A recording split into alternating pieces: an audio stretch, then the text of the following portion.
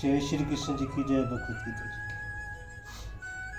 माँ ते व्यथा माँ च विबुड भावो हष्टवा रूप घोरमि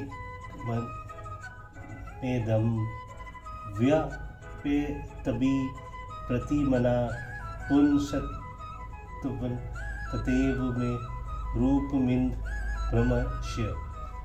मेरे इस प्रकार के इस विकराल रूप को देखकर तुझको व्याकुलता नहीं होनी चाहिए और मूढ़भाव भी नहीं होना चाहिए। तू भय रहित और प्रतियुक्त मन वाला होकर उसी मेरे इस शंख चक्र गदा युक्त चतुर्भुज रूप को फिर देख। मेरे इस विकराल रूप को देखकर तुझको व्याकुलता और मूढ़भाव नहीं होनी चाहिए। इस कथन का क्या अभिप्राय है?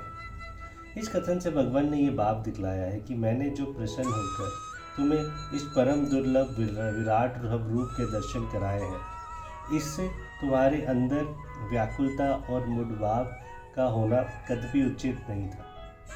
तथापि जब इसे देखकर तुम्हें व्यथा तथा मोह हो रहा है और तुम चाहते हो कि मैं अब इस स्वरूप का स्मरण कर लूँ, तब तुम्हारी इच्छा अनुसार तुम्हें सुखी करने के लिए अब मैं उस रूप को तुम्हारे सामने से छिपा लेता हूँ।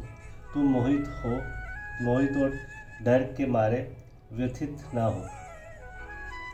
तवम के साथ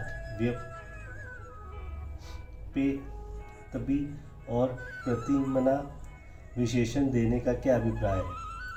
तवम के साथ व्यपेतभी और प्रतिमना विशेषण देकर भगवान ने ये बात दिखलाया है कि जिस रूप से तुम्हें भय और व्याकुलता हो रही थी, उसको श्रवण करके अब मैं तुम्हारे इच्छित चतुर्भुज रूप में प्रकट होता हूँ।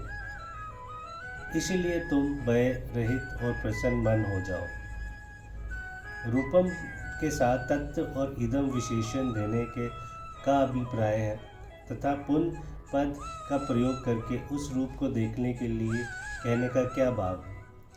तत्व और इदम विशेषण देकर ये बात दिखलाया गया है कि जिस चतुर्भुज देव रूप के दर्शन मैंने तुमको पहले कराए थे एवं अभी जिसके दर्शन के लिए तुम प्रार्थना कर रहे हो, अब तुम उसी रूप को देखो।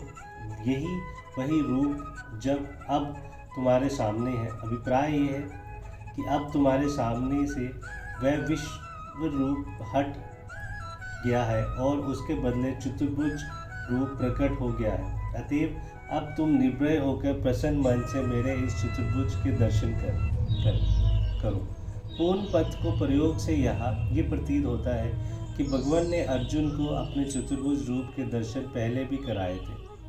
45वें और 46वें श्लोक में की हुई अर्जुन की प्रार्थना में तत्व एव और तेन एव पदों के प्रयोग से भी ये भाव स्पष्ट होता है। जय श्री कृष्ण जी की जय।